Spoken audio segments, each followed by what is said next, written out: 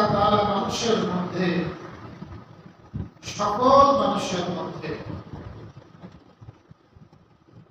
আমার আপনার সকলের মাঝেই এই ব্যাধিগুলো আছে। যখন মানুষ এই ব্যাধিগুলোর ব্যাপারে চিকিৎসা করে, পরিচর্যা করে, বাঁচার চেষ্টা করে এবং এক সময় সে যদি সত্যিকার বাঁচতে পারে, ওই ব্যক্তির মর্যাদা আল্লাহর কাছে ফেরেশতাদের থেকেও আগে বেড়ে যায়। আবার যদি এই ব্যাধিগুলো একজন মানুষের অন্তরে জেগে বসে, তখন ওই মানুষ আর মানুষ থাকে না, মানুষ রূপী পশু হয়ে যায়। এই জন্য আমাদের করণীয় হলো যে এই বিষয়গুলো জেনে নিজেদের আত্মা সংশোধনের চেষ্টা করা, সত্যিকার মানুষ হওয়ার চেষ্টা করা। আত্মার মধ্যে যে ব্যাধিগুলো আছে, তার মধ্যে একটা ব্যাধি আমরা গত সপ্তাহে আলোচনা করেছি, সেটা হলো দুনিয়ার লোভ, দুনিয়ার ভালোবাসা। আজকে 2 নম্বরে যেটা আলোচনা করব সেটা হলো দীর্ঘ আশা। এটাও একটা আত্মার ব্যাধি, দীর্ঘ আশা করা। একজন মানুষের জীবনে তো আশা থাকে, তার মনের মধ্যে কিছু আকাঙ্ক্ষা থাকে, এটা তো দর্শনীয় না, কিন্তু দীর্ঘ আশা, সারাদিন তার চিন্তা একেবারে ওই আশার মধ্যেই সে থাকে, অবাস্তব আশার মধ্যেই সে সারাদিন ঘুরপাক খায়। সে যে মুহূর্তের মধ্যে আছে, এই মুহূর্তটা যে আল্লাহ পাক দামি বানাইছেন, এই প্রতিটা মুহূর্ত তার নষ্ট হয় দীর্ঘ আশার পিছনে। তার সবসময় ফিকির হালকিন মাজিদ, আরো চায়, আরো কিভাবে চায়। এই দীর্ঘ আশা একজন মানুষকে আখিরাত থেকে দূরে সরায় দেয়, একজন মানুষকে সবসময় দুনিয়ামুখী করে দেয়। ইসলাম এ বিষয়ে নিরুৎসাহিত করে, নিষেধ করে। আল্লাহ পাক কাফেরদের আলোচনা করেছেন সূরা হিজর 3 নম্বর আয়াত। আল্লাহ বলেন, দারহুম ইয়াকুলু ওয়া ইয়াতামাত্তাউ ওয়া ইউলহিকুল আমালু ফাসাউফা ইয়ালামুন।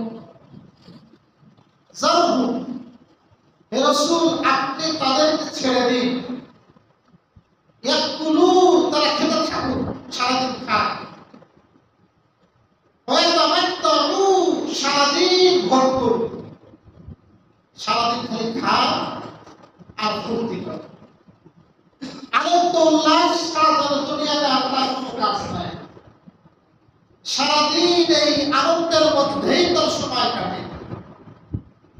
ওয়ায়ুলহিমুল আমাল, আর দীর্ঘ আশা তাদেরকে বেখবর করে রাখে। সবসময় আশা আর আশা। আল্লাহ বলেন, ফাসাউফা ইয়ালামুন, অচিরেই তারা জানতে পারে। প্রিয় ভাইরা আমার, ইসলামী দীর্ঘ আশা করা, সবসময় থাকা। বরং ওমর ফারুক কি বলতেন, ওমর ইবনুল খাত্তাব বলতেন রাদিয়াল্লাহু তাআলা আনহু,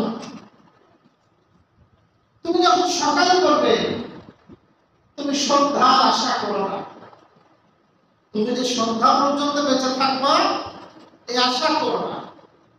আবার যদি তুমি সন্ধ্যা করতে পারো, তুমি সকাল করবা, এই আশাও তুমি করো না।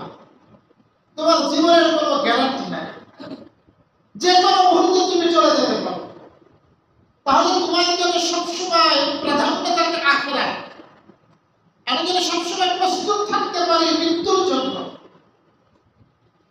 এটা ইসলাম উৎসাহিত করে, যে কোনো সময় আসতে পারে। গত শুক্রবার তো ঘটেছে, আপনারা দেখেছেন। আল্লাহু আকবার। স্কুলের মধ্যে, মাইলস্টোন স্কুল এন্ড কলেজের মধ্যে এই যে বাচ্চারা ছিল, আল্লাহু আকবার, সব বাবা মার আশা আমার সন্তান বড় হবে। আর সবচেয়ে নিরাপদ মনে করে বাচ্চারা স্কুলে থাকলে, পাঠশালায় থাকলে, মাদ্রাসায় থাকলে ভালো আছে। সব বাবা মা খুশি থাকে আমার ছেলে পড়তেছে। যখন টিফিনে আসে মা বাবারা এত খুশি হয়, খুব আনন্দের সাথে থাকে ছোট ছোট বাচ্চারা। আমরা দেখি তো মাদ্রাসায় এই মাসুম বাচ্চা, দুধের বাচ্চা, ফেরেশতার মতো বাচ্চা আমাদের চোখের সামনে চলে গেল। এই সমস্ত ঘটনা থেকে আমাদেরকে সবক নেওয়া, যেটা ঘটেছে এখান থেকে শিক্ষা নেওয়া যে আসলে আমার হায়াতের কোনো গ্যারান্টি নাই, আজকে কোনো গ্যারান্টি। এখন যে কোনো সময় আমারও ডাক আসবে, আমি জানি না আমি নামাজ থেকে এখান থেকে ফারিগ হতে পারবো, এই নামাজ আমার শেষ নামাজ হতে পারে, এই নামাজ আমার জীবনের শেষ নামাজ হতে পারে। প্রিয় ভাই, এই জন্য পরকালের জন্য কিছু করা। এই ঘটনায় যে ঘটনাটা ঘটেছে আপনারা শুনছেন, দেখছেন। একজন শিক্ষিকা, আল্লাহ, মেহরি চৌধুরী, সে তার নিজের জীবন দিয়ে সন্তানদের স্কুলে বাচ্চা আদরে পড়ে যাচ্ছে, রুমের মধ্যে ঢুকে ঢুকে বাচ্চাদেরকে একে একে বের করছে, 20 জনের অধিক বাঁচাইছে। আল্লাহ তাআলা সূরা মায়েদার মধ্যে বলেছেন এদের ফজিলত,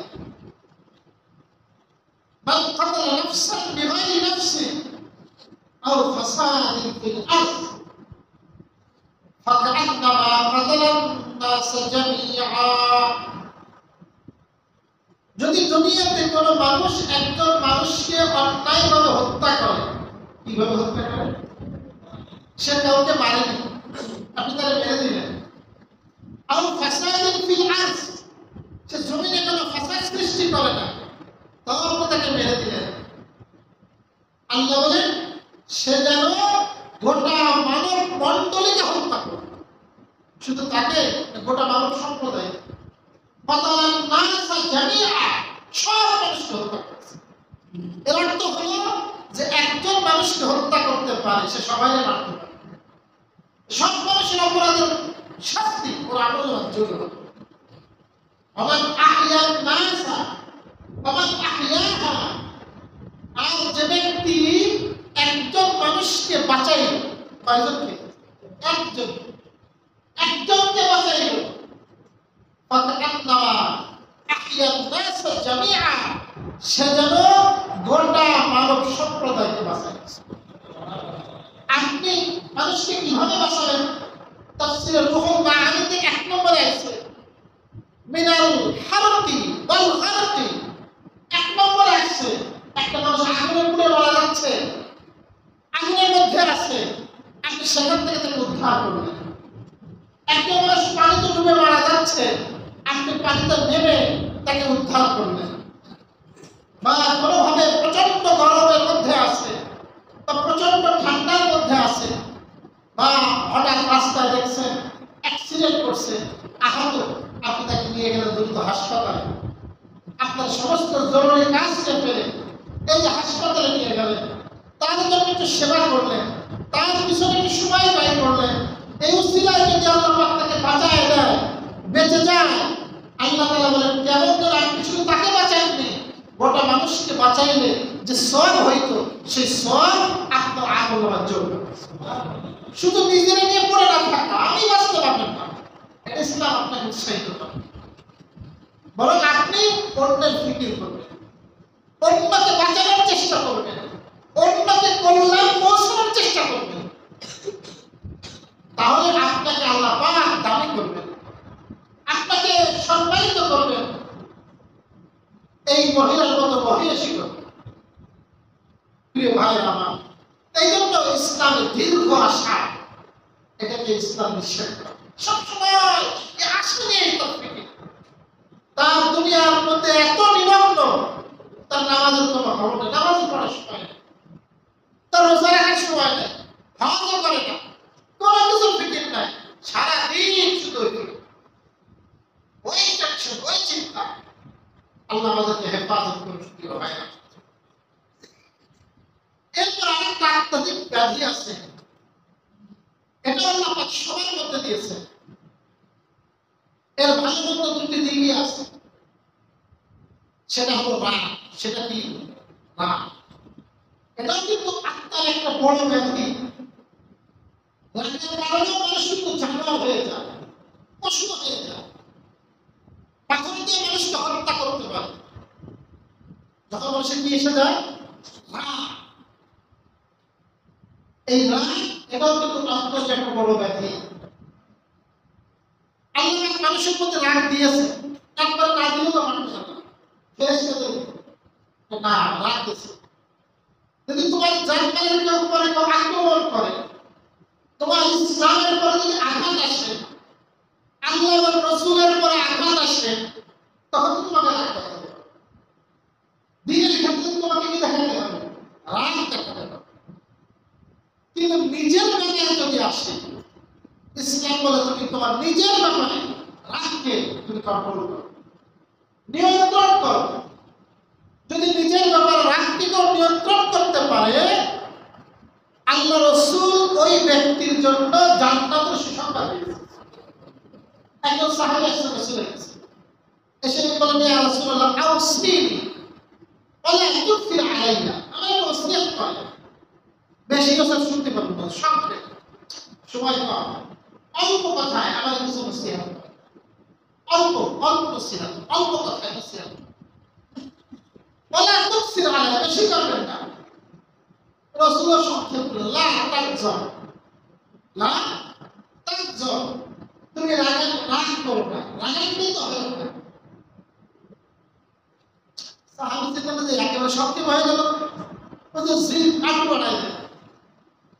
রাসূল বললেন, লা তাকজব, রাগ করো না। এবার কি নসিহত? রাগ করো না। আবার বললেন জিদ আটু বাড়াই দেন। রাসূল এবার বললেন, লা তাকজব, তুমি রাগ করো না। তুমি যদি রাগকে কন্ট্রোল করতে পারো, তাহলে এই রাগকে নিয়ন্ত্রণ করা তোমাকে জান্নাতে প্রবেশ করায়। আল্লাহ পাক কোরআনে কারীমের মধ্যে চমৎকার বলেছেন। আল্লাহ বলেন, ওয়াল কাযিমিনাল গায়যা ওয়াল আফিনা আনিন নাস ওয়াল্লাহু ইউহিব্বুল মুহসিনিন। ওয়াল কাযিমিনাল গায়যা, যারা রাগকে কন্ট্রোল করে, নিয়ন্ত্রণ করে। হাদিসে আসছে, হাদিসের মধ্যে যে রাগ প্রয়োগ করার একটা শক্তি ছিল, তার সে ক্ষমতা আছে, তা সত্ত্বেও সে রাগকে কন্ট্রোল করে। একে বলা হলো রাগ কন্ট্রোল করা। আপনার যার ব্যাপারে ক্ষমতা নাই, তার ব্যাপারে কন্ট্রোল হয় ফজিলত না। ফজিলত আপনার কন্ট্রোল করার ক্ষমতা আছে এবং আপনি প্রয়োগও করতে পারেন। তারপরেও যে ব্যক্তি কন্ট্রোল করে, নিয়ন্ত্রণ করে, এবং মানুষদেরকে ক্ষমা করে দেয়, তাদের অপরাধকে মাফ করে দেয়, আল্লাহ পাক বলেন, আল্লাহু ইউহিব্বুল মুহসিনিন, আল্লাহ পাক এরকম ইহসানকারীদেরকে বড় ভালোবাসেন। এদেরকে আল্লাহ পাক করেন, আল্লাহর ভালোবাসা পাওয়া যায়। রাসূল হাদিসের মধ্যে বলেছেন, শুধু ভালোবাসা না, এই শ্রেণীর ব্যক্তিদেরকে কিয়ামতের ময়দানে আল্লাহ তাআলা খিয়ার দিবেন, ইখতিয়ার দিবেন, ক্ষমতা দিবেন।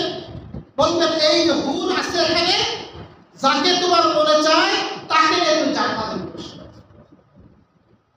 প্রিয় ভাইরা আমার, তো এই জন্য রাসূল কারীম সাল্লাল্লাহু আলাইহি ওয়াসাল্লামের নসিহত, তিনি যে রাগ কন্ট্রোল করেন। হাদিসের মধ্যে আসছে, মান আ'তা লিল্লাহ, খুব ভালো করে বুঝুন হাদিসটা। মান আ'তা লিল্লাহ ওয়া মানা'a লিল্লাহ ওয়া আবগাযা লিল্লাহ ওয়া আহাব্বা লিল্লাহ ফাকাদ ইসতাকমালা ঈমান। যে ব্যক্তি আল্লাহর জন্য কাউকে কিছু দেয়, কেউ কেন দেয় ভাই? কিসের জন্য? আমার দরকার সেই জন্য না, আমি কাউকে দিব, আমার নিয়ত থাকবে কিসের জন্য? আল্লাহর জন্য। কার জন্য? আল্লাহর ভালোবাসার জন্য, আল্লাহর সন্তুষ্টির জন্য। ও মানা আলিল্লাহ, কাউকে দেয় না, সেখানেও ইল্লাহ কি? লিল্লাহ, আল্লাহর জন্য। আমি কাউকে দিচ্ছি না, কেন দিই না? আল্লাহর জন্য। আমার ও আহাব্বা লিল্লাহ, যে ভালোবাসবে তো আল্লাহর জন্য ভালোবাসে। ভালোবাসা হবে কার জন্য? আল্লাহর জন্য। ও আবগাযা লিল্লাহ, আমার রাগটাও কিসের জন্য? আল্লাহর জন্য। এরকম যদি হয়, রাসূল বলে ওই ব্যক্তির ঈমানটা পরিপূর্ণ হয়েছে। ওই ব্যক্তির ঈমানটা কি হয়েছে? আজকে আমাদের হয়ে গেছে উল্টা। আজকে আমাদের আল্লাহর জন্য ভালোবাসা নাই, আল্লাহর জন্য রাগ হবে, সব হলো ব্যক্তির জন্য। সব কি? ব্যক্তির জন্য। অথচ সাহাবায়ে কিরাম, নেককার বুজুর্গরা, আম্বিয়ায়ে কিরাম, তারা এগুলো আমল করে দেখাইছে। নবীর একজন সাহাবী আবু বকর সিদ্দিক রাদিয়াল্লাহু তাআলা খুব নরম স্বভাবের ছিলেন, খুব কোমল। আল্লাহ রাসূল সাহাবীদের মেজাজে কাটতেন। ওমর ছিলেন খুব রাগী। রাগী মানে আবার এরকম ভদ্রাগী না। ইসলামের ব্যাপারে, যখন রাসূলের ব্যাপারে কেউ বেয়াদবি করে, মুনাফিকি করে, তখন ওমরের কমান্ড ডায়লগ ছিল, দাঁড়ানি আনসিল হুমকা, হুজুর আমার তো ছাড়ে, ওর গর্দানটা উড়ায়। ওমরের একটা কমান্ড ডায়লগ, যে হুজুর আমার ছেড়ে দেন, ওর কি উড়ায়? আসলে তো উড়াই দেন না, এটা হলো ধমক। এখন নাফরমানি করে। আবু বকর সিদ্দিক ছিলেন খুব কোমল মেজাজের মানুষ, খুব নরম। হুদায়বিয়ার সন্ধির আগ মুহূর্তে মক্কার মুশরিকরা একাকে লোক পাঠায়। পাঠাইছে উরওয়াকে পাঠাইছে, 4-5 জনকে পাঠাইছে। তো ও এসে রাসূলকে প্রচন্ড হুমকি দিচ্ছে, মুহাম্মদ বাড়ির একবারে কাছে কিন্তু তুমি কোথায়? মদিনা, তুমি তো আমার বাড়ির কাছে। মক্কা, হুদায়বিয়া মক্কা থেকে 22 কিলোমিটার দূর, 22 কিলোমিটার দূর। আর মদিনা হলো 350 কিলোমিটার দূর। তো তুমি সেখানে 350 কিলোমিটার দূর সফর করে চলে আসছো আমার বাড়ির কাছে, মাত্র 1400 কিলোমিটার সংখ্যা। আর আমরা তো মক্কাবাসী হাজারে হাজার, আমাদের বাসস্থান এখানে। মক্কায় ঢোকার সব কোমরা করার সব ফিরে যাও, নতুবা যখন হামলা করবো আশপাশে তাদেরকে দেখতেছো, একটা লোক তো খুঁজে পাবা না, একটা লোক কি পাবা না, খুঁজে পাবা না, সব হারিয়ে যাবে, তোমার ফিরে চলে যাবে। আল্লাহ রাসূলকে সত্যি করার আগে ওরা বহু চেষ্টা করছে রাসূলকে হুমকি ধামকি দিয়ে এখান থেকে সরাই দেওয়া যায়। এটা পলিসি, প্রথমে হুমকি দেওয়া।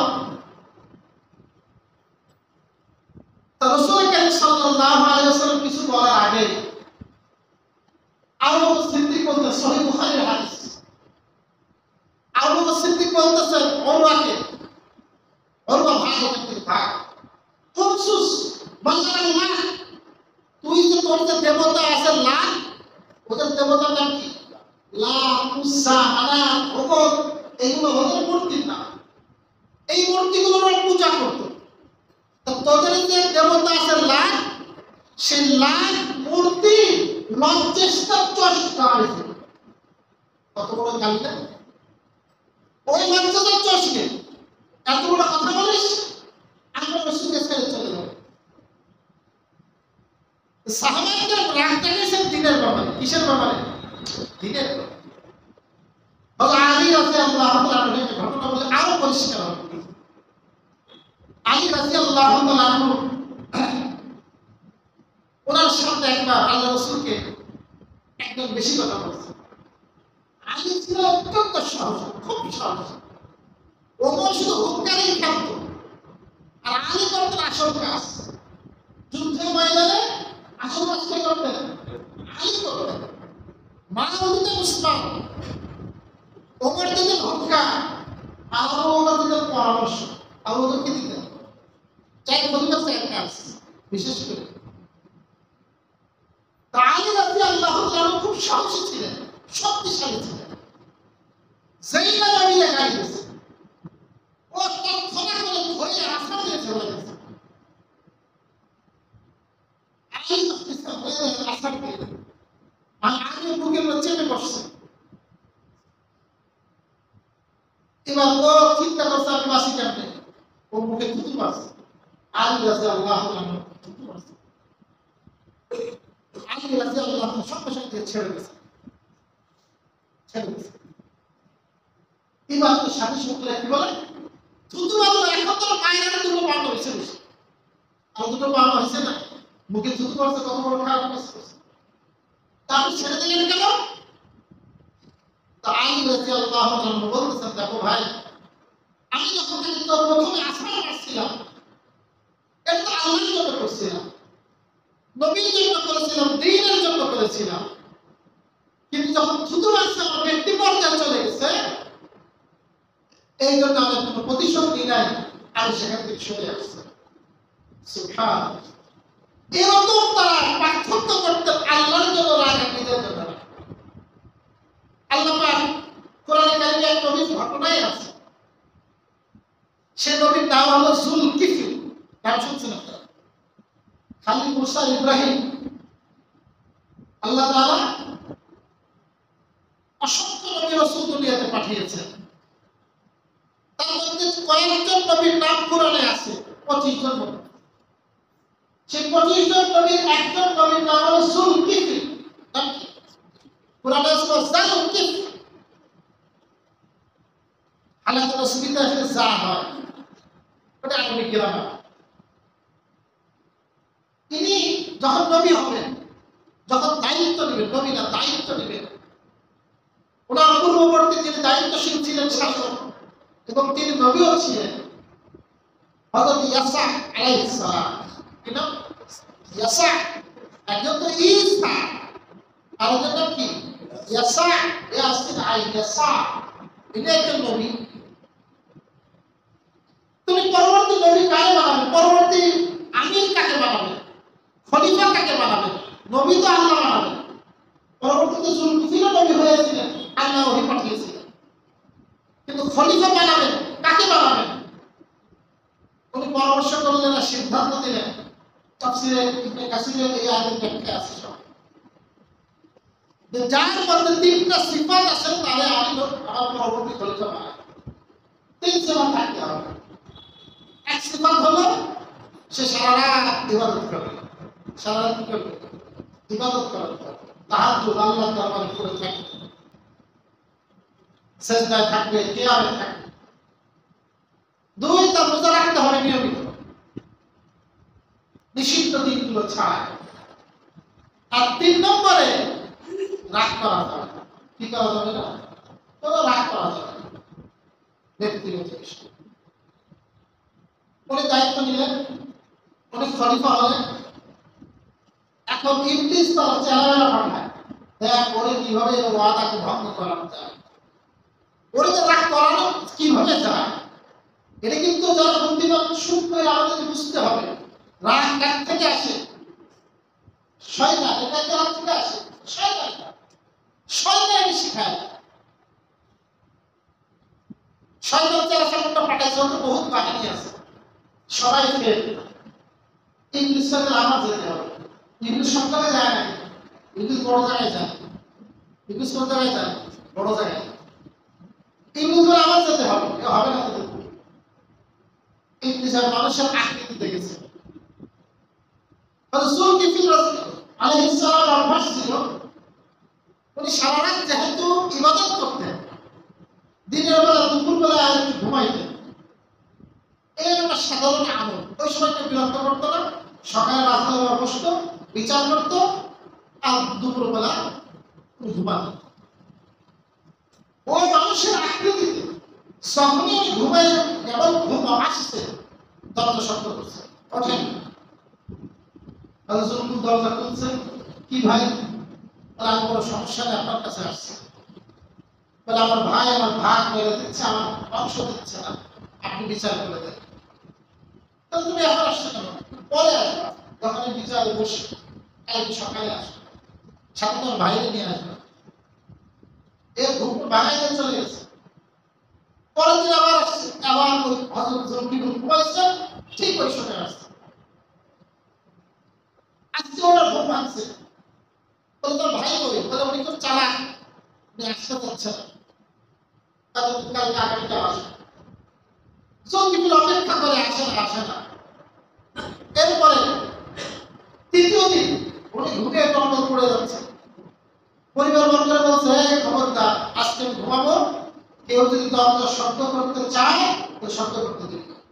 তারা পাহারা বসে বন্ধুকে পরে আসে, জমি ঘুমাই গেছে, এবারও আসছে।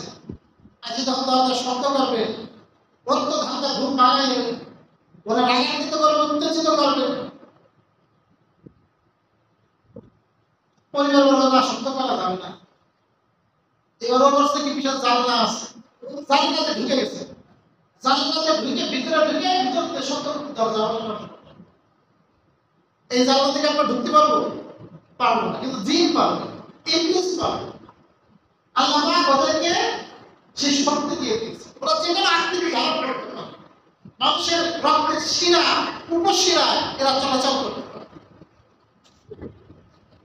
হয়তো জুলকিফল ঘুরতে উঠে গেছেন, দেখেন ভিতর থেকে দরজা দেওয়া আবারও শব্দ করতেছে। ওনার বুঝতে বাকি নাই হলো ইবলিস। কেন তুই যদি ঢোকে তো দরজা খোলা থাকে, দরজা বন্ধ, ও ভিতরে কেমন? তখন বলছে, এই তুই তো ইবলিস। বলে, হ্যাঁ আমি ইবলিস। ও স্বীকার করতে আসছিল আপনার রাগ করানোর জন্য। কি করানোর জন্য? তা আমি আসলে ফেল হয়ে গেছি, আমি পারি না। তার কথা কোরআনে বলছেন, এরা সব ছিলেন মিনাস সাবিরিন, ধৈর্যশীলদের অন্তর্ভুক্ত, না রাগ করতে হবে। প্রিয় ভাইরা আমার, তো যে কথা বলতেছিলাম, লাইসা শাদীদু বিস-সুরআ ইন্নামা শাদীদুল লাতী ইয়ামলিকু নাফসাহু ইনদাল গাযাব। ওই ব্যক্তি বাহাদুর নয় যে অন্যকে পরাজিত করে, বরং ওই ব্যক্তি বাহাদুর যে রাগের সঙ্গে নিজেকে কন্ট্রোল করে। আল্লাহ সুবহানাহু ওয়া তাআলা, তো যে কথা বলছি, আল্লাহ সুবহানাহু ওয়া তাআলা এই যে রাগ কিন্তু আমাদের প্রত্যেকের মধ্যে আছে। আমাদের কাজ হবে ব্যক্তিগত ক্ষেত্রে রাগকে কন্ট্রোল করা, আর দিনের ব্যাপারে যখন আসবে তখন তো আপনি রাগ দেখাবেন। দিন আর দুনিয়া, এই দুইটা পার্থক্য বুঝতে হলে আল্লাহ ওয়ালাদের সাথে যেতে হবে, আল্লাহ ওয়ালাদের সহমতে থাকতে হবে। তখন বুঝে আসে যে আসলে কোনটা দিনের জন্য, কোনটা আমার ব্যক্তিগত কারণে এসেছে। যখন কোনো ব্যক্তি রাগ আসবে, রাগ কন্ট্রোলের কিছু পদ্ধতি আছে, রাসূলুল্লাহ হাদিস শিখাইছেন। রাগ কন্ট্রোলের পদ্ধতি হলো আউযু বিল্লাহি মিনাশ শাইতানির রাজিম পড়া। কি পড়া? যখন যেহেতু শয়তানের থেকে আপনি বেশি কি পড়বেন? আউযু বিল্লাহি মিনাশ শাইতানির রাজিম, বেশি আউযু বিল্লাহ পড়বেন। হ্যাঁ, তাও যদি রাগ না যায় তাহলে ওযু করা। কি করা? ওযু করা। দাঁড়ানো অবস্থা থেকে বসে পড়া, বসা থেকে শুয়ে পড়া, শুয়ে বসে তাও রাগ থামতেছে না, ওই জায়গায় স্থানান্তর করা, চুপ থাকা, কথা না বলা, এগুলো রাগ কন্ট্রোলের পদ্ধতি। এখন আমাদের সমাজে এমন পর্যায়ে চলে যায় রাগ, রাগের অবস্থা বড় তিক্ত লাগিয়ে দেয়। দেখ, অসংখ্য ফতোয়া বিভাগে যত ফতোয়া আসে তা ৮০ ভাগ এই তালাক সংক্রান্ত। ছেলে মেয়ে বুড়া হয়ে গেছে, বাচ্চা নানা হয়ে গেছে, দাদা হয়ে গেছে, এখন বউরে তালাক দিতেছে, তার মায়ের হতেছে, ১৪০০ তালাক দিতেছে, ৩টা না ৩০০ তালাক দিতেছে। এবার সেখানে একই কথা। এখন আমাদের যে বাংলাদেশে যে রাষ্ট্রীয় আইন আর শরীয়তের আইন তো তালাকের ক্ষেত্রে এক না। রাষ্ট্রীয় আইন হলো আপনি যদি স্ত্রীকে তালাক দেন ৩ মাসের মধ্যে সেটা কার্যকর হবে না। কয় মাসের মধ্যে? 3 মাসের মধ্যে আপনাকে লিখিত তালাক দিতে, মৌখিক তো হবেই না, লিখিত দিতে হবে, আবার চেয়ারম্যান অবহিত করতে হবে, আবার যাকে তালাক দিলেন তার কাছে চিঠি পৌঁছাতে হবে। বহুত 3 মাসের মধ্যে যদি আপনি ফিরাই দিতে পারবেন, 3 মাস পরে যে হবে, এটা হলো রাষ্ট্রীয় আইন। এটা ইসলামের সম্পূর্ণ সাংঘর্ষিক, এটা ইসলামী আইন না। ইসলামী আইন হলো যদি কোনো ব্যক্তি তার স্ত্রীকে মৌখিক তালাক দেয়, যদিও রাগান্বিত অবস্থায়, তাহলেও তারপরে তার স্ত্রীর উপরে তালাক হয়ে যাবে। স্ত্রী যদি সে বিদ্যমান নাও থাকে তাও তালাক হয়ে যাবে। মোবাইলে বলছে তাও তালাক হয়ে যাবে। সাক্ষী লাগবে না তালাক হবে। 3 মাস অপেক্ষা করা লাগবে না, যখন দেবে তখনই হবে। একটা দিলে একটা হবে, 3টা দিলে 3টা হবে। হ্যাঁ, যদি কেউ একটা বেশি দেয়, 2টা দেয় একবারে, 3টা দেয়, গুনাহগার হবে, তার গুনাহ হবে। সেটা খারাপ কাজ করলো, খারাপ কাজ করলো, কিন্তু তালাক হয়ে যাবে। কিন্তু কি হয়ে যাবে? আপনি রাগ করে ঘরে আগুন ধরা দিচ্ছেন, কাজটা খারাপ করছেন, কিন্তু ঘর কিন্তু কি হয়ে যাবে? ছারখার হয়ে যাবে, সংসারটা ছারখার হয়ে যাবে। এই জন্য ভাই, রাগ হয়ে গেলে স্ত্রীকে কি দেওয়া না দেওয়া খুব সতর্ক থাকা। এরপর আপনি লুকাবেন, আল্লাহর সাথে কি লুকানো যাবে? আল্লাহর কাছে তো লুকানো যাবে। আল্লাহ তো সব জানে। সংসার হবে, অবৈধ সংসার হবে। বর্তমানে কাজী অফিসগুলো ওরা গেলে হয়তো 500 টাকা দিলে আপনার বিয়ে ভরাই দেবে। তাদের মধ্যে তো তাকওয়া নাই, অধিকাংশ কারো কারো আছে, অনেক ক্ষেত্রেই নেই। এই জন্য আপনি আল্লাহকে সাক্ষী রাখেন, শরীয়তে আপনাকে থাকতে হবে। এতে রাষ্ট্রীয় আইন যদি সাংঘর্ষিক হয় সেখানে ফলো করতে পারে। তো যে কথা বলতেছেন আমাদের রাগ, এটা হলো 2 নম্বর।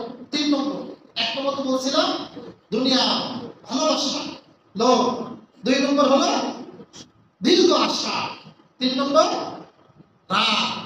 4র্থ নম্বর, এটাও খতরনাক, এটাও বড় ভয়ঙ্কর, সেটা হলো হিংসা। সেটা কি? হিংসা। হিংসা কাকে বলে? কি অমুকে বাড়ি বানাইছে, অমুকের মেয়ের একটা ভালো জায়গায় বিবাহ হয়ে গেছে, অমুকে এত সুন্দর চাকরি, ওটা চাকরির বরবাদ হয় না, ওর বাইরে মাটির সাথে মিশে যায় না, ওর মেয়েরা ছাড়াছাড়ি হয়ে যায় না। এই যে অন্যের ভালো দেখে জ্বলে জ্বলে পড়া, কলিজার সারকার হওয়া, এটা কি? হিংসা। ইবলিস কিন্তু ধ্বংস হিংসা থেকে হয়েছে। ইবলিসের ধ্বংস কোথা থেকে? কি এতদিন আমি এত ইবাদত বন্দেগী করলাম, এত আমার শ্রেষ্ঠত্ব, আমাদের বানাইলো আগুন দিয়ে, আর আজকে সম্মান সব আদরে, তাহলে ওর ধ্বংস শুরু হয়েছে কোথা থেকে? হিংসা।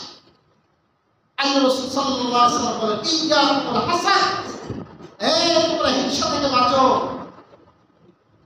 ফাইনাল হাসাদ ইয়াকুলুল হাসানাত কামা ইয়াকুলুত তাওয়া তাকুলুন নারুল হাতাব। হিংসা করা থেকে বাঁচো, কারণ একজন মানুষকে তার হিংসা তার সমস্ত নেকিকে ওইভাবে খেয়ে নেয় যেমন আগুন কাঠকে খেয়ে নেয়। আগুন কারে শেষ করে দেয়? কাঠ। ওই জন্য যদি কোনো ব্যক্তি হিংসা থাকে, আপনি নামাজ পড়বেন, আপনি রোজা রাখবেন, আপনি ভালো দান সৎকার করবেন, আপনার এই সব নেকিগুলোকে ধ্বংস করে দিবে আপনার হিংসা। রাসূল কারীম সাল্লাল্লাহু আলাইহি ওয়াসাল্লাম বলেন, লা তাবাগু ওয়ালা তাহাসাদু ওয়ালা তাদাবারু ওয়ালা তাকাতু ওয়া কুনু ইবাদাল্লাহি ইখওয়ানা। সহিহ বুখারী হাদিস। লা তাবাগু, তোমরা একে অপরের সাথে দুশমনি করো না, ওয়ালা তাহাসাদু, একে অপরের সাথে হিংসা করো না। কি করো না? হিংসা। ওয়ালা তাদাবারু, একে অপরের পিছনে পড়ো না। সারাদিন পিছনে পড়ে থাকবে, অন্যের পিছনে পড়ে থাকবে সারাদিন। এই যে কাজ নাই, সারাদিন অন্যের চর্চা, এই কাজ করো না। ওয়ালা তাকাতু, আত্মীয়তা সম্পর্ক ছিন্ন করো না। 4টি কথা বলছে। দুশমনি করো না, হিংসা করো না, আর পিছনে পড়ো না, আত্মীয়তা সম্পর্ক ছিন্ন করো না। ওয়া কুনু ইবাদাল্লাহি ইখওয়ানা, হে আল্লাহর বান্দা, তোমরা সকলে পরস্পর ভাই ভাই হয়ে যাও। পরস্পর কি হয়ে যাও? ভাই ভাই। ইন্নামাল মুমিনুনা ইখওয়া, ভাই হয়ে যাও। প্রিয় ভাইরা, রাসূল কারীম সাল্লাল্লাহু আলাইহি ওয়াসাল্লাম একটা ছোট্ট ঘটনা শেষ করি। আল্লাহ রাসূল একদিন বয়ান করতেছেন, বয়ানের মধ্যে বললেন, এখন যে লোকটা প্রবেশ করতেছে এই লোকটা জান্নাত। এই লোকটা কি? জান্নাত। সব সাহাবায়ে তাকাইছে, এই লোকটা জান্নাতি। সাহাবী আমর ইবনে আস, সাহাবী নাম কি? আমর ইবনে আস। আস কিন্তু কুখ্যাত কাফের। আস ওয়াইল আর তার ছেলে আমর, ওমর না আমর, এ কিন্তু সাহাবী। এটার ছেলে আব্দুল্লাহ, সেও সাহাবী। আমর কিন্তু বড় রাজনীতিবিদ ছিলেন, রাজনীতি খুব বুঝতেন, আমির মুআবিয়ার পক্ষের লোক ছিলেন। এই আমর ইবনে আস রাদিয়াল্লাহু তাআলা উনি চিন্তা করলেন, এই লোকটাকে রাসূল জান্নাতি বলল কেন? আমাকে তো পরীক্ষা করতে হবে। মজলিস শেষ, সবাই যখন বাড়ি গেছে যার যার পথ ধরে, আমর ইবনে আস পথ ধরছেন ওই সাহাবী। তার বাড়িতে যে বলতেছেন, ভাই আমি আপনার বাড়িতে 2-3 দিন মেহমান হতে চাই, অনুমতি আছে? আমরের আওয়াজ হলো মেহমানদারি খুব বোঝে, তাই মেহমানকে কখনো তাড়িয়ে দেন না, নিজে না খেয়ে কাকে খাওয়ায়? মেহমানকে খাওয়ায়। তো মেহমান আসছেন, উনি খুশি থাকেন, কোনো সমস্যা নেই। উনি 2-3 দিন মেহমান হয়েছে, ওনার তো ধান্দা যে কি আমল করে আমি দেখবো, খাওয়ানো না ধান্দা। 2-3 দিন থাকছেন, এবার যখন চলে যাবেন, এবার সাহাবীরা বলতেছেন, ভাই আমি তো আসলে একটা কথার জন্য তোমার কাছে ছিলাম।